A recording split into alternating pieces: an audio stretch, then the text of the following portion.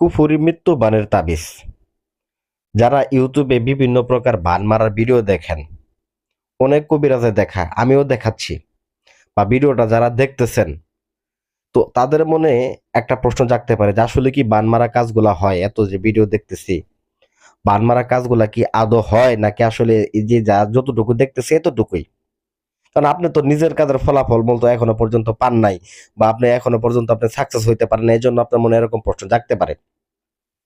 প্রকৃতপক্ষে বানের কাজ, কুফুরি বানের যে কাজগুলো আছে 100% হয় যদি আপনি সঠিক নিয়মে সঠিকভাবে কাজ করতে পারেন। কিন্তু ইউটিউবে বেশ কিছু ভণ্ড প্রতারক বেরোছে, তাদের থেকে সাবধান থাকবেন।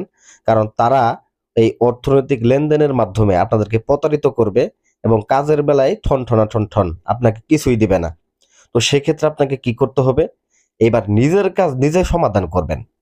আমি আজকে আপনাদেরকে নকশা সহ এবং নিয়ম সহ A to Z কিভাবে কাজ করবেন এবং কোন সময় শত্রু মারা যাবে, 24 ঘন্টার মধ্যে শত্রুকে কিভাবে শেষ করবেন, সমস্ত উপায় আজকে আপনাদেরকে দিয়ে দিব। গত আমাবস্যা রাত্রে এই নকশাটাকে আমি জাগ্রত করে আপনাদেরকে আমি দিয়ে দিলাম।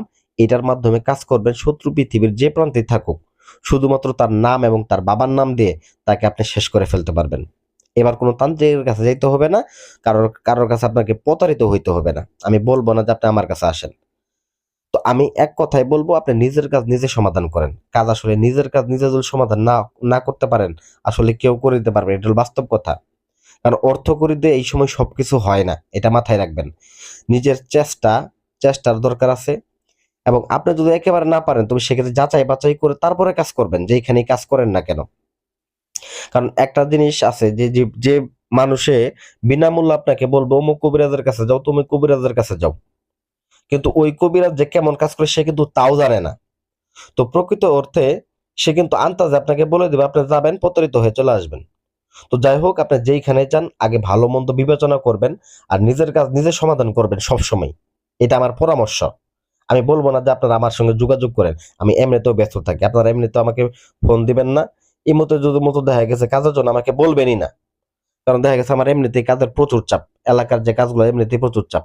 তো যাই হোক ভিউয়ার্স, স্ক্রিনে যে নকশাটা দেখতেছেন এটাকে অঙ্কন করতে হবে, এবং এই কুফরি বান মারার কাজটা করার ক্ষেত্রে আপনাকে কি কি নিতে হবে, কোন সময় করতে হবে। এই কাজটা করার সময় হচ্ছে আমাবস্যা রাত্রিতে, কিন্তু আমাবস্যা রাত্রি যেহেতু আপনি প্রত্যেক দিন পাবেন না, এর জন্য সপ্তাহে 2টা দিন আপনি পাইতেছেন, শনিবার এবং মঙ্গলবার দিন। তো শনিবার অথবা মঙ্গলবার দিন আপনাকে আসন করে বসতে হবে। আমি যেভাবে বসছি কলাপাতা নিয়ে, এরকম মোমবাতি আগরবাতি জ্বালায় ধূপ চন্দন এগুলো জ্বালাবেন, জ্বালায় তারপর আসন করে বসবেন। যখন আপনি মোমবাতি আগরবাতি জ্বালাবেন, চতুর্পাশে আপনি খেয়াল করবেন যে মরমর মরমর শব্দ শুরু হয়ে গেছে, গম গম গম গম শব্দ শুরু হয়ে গেছে, আপনি নিজেই টের পাবেন। তবে ভয় পাওয়া যাবে না, এটা বানের কাজ। ভয় পাইলে নিজেরই ক্ষতি। ভয় না পেয়ে আপনি যখন আসন করে বসবেন, একদম মনোযোগ সহকারে নকশা অঙ্কন করবেন এবং একটা তাবিজের মধ্যে ভরবেন। নকশা অঙ্কন করবেন কি দিয়ে? নকশা অঙ্কন করবেন হচ্ছে এই কাজের ক্ষেত্রে বিশেষ করে সব থেকে গুরুত্বপূর্ণ হচ্ছে এই জিনিস, কাম সিঁদুর। কাম সিঁদুর দ্বারা এই নকশাটাকে অঙ্কন করবেন। আর কাম সিঁদুর যদি না পান, বিশেষ করে আপনারা মুরুগের রক্ত সংগ্রহ করবেন। একদম লাল মুরুগের রক্ত দ্বারা এই নকশাটাকে অঙ্কন করবেন। শত্রুর নাম লিখবেন, শত্রুর বাবার নাম লিখে দিবেন। এই মুরুগের রক্ত যদি দেন, সেক্ষেত্রে আপনার নাপাক দিতে হবে, মাসিকের রক্ত অথবা বীর্য দিয়ে নিতে হবে। দিয়ে সেক্ষেত্রে এই তাবিজটাই নকশাটা নাপাক হয়ে যাবে এবং জাগ্রত হয়ে যাবে। তারপরে কি করবেন? এটাকে একটা তাবিজের মধ্যে ভরবেন এবং একটা মাটির পাতিল নেবেন। দেখেন পাশে আমি মাটির পাতিল নিচ্ছি এবং একটা কাফনের কাপড় নিচ্ছি, যেটা মৃত মানুষের মধ্যে ব্যবহার করা হয়েছিল। তো এই মাটির পাতিলের মধ্যে এই তাবিজটাকে রাখবেন। রাখার পরে ওইখানে আপনারা 11 পদের গাছের কাটা এবং 11টা মাছের কাটা এর মধ্যে ঢুকায় দিবেন। তার পাশাপাশি আপনাকে 3টা কবরের মাটি এবং শ্মশানের থেকে 1 মুঠ মাটি এবং শ্মশানের কয়লা এই মাটির পাতিলটার মধ্যে এই তাবিজটা সহকারে দিয়ে দিবেন। দিয়ে এই কাফনের কাপড় দিয়ে এই মুখটাকে, পাতিলের মুখটাকে বন্ধ করে নেবেন। বন্ধ করে নেওয়ার পরে ঠিক শ্মশান ঘাটিতে আপনারা যাবেন। কাজটাকে কিন্তু অবশ্যই রাত্রিবেলা করতে হবে, রাত্রে 11টা থেকে রাত্রে 3টা। এটার লগ্ন, এই নকশাটার লগ্ন হচ্ছে রাত্রে 11টা থেকে রাত্রে 3টা।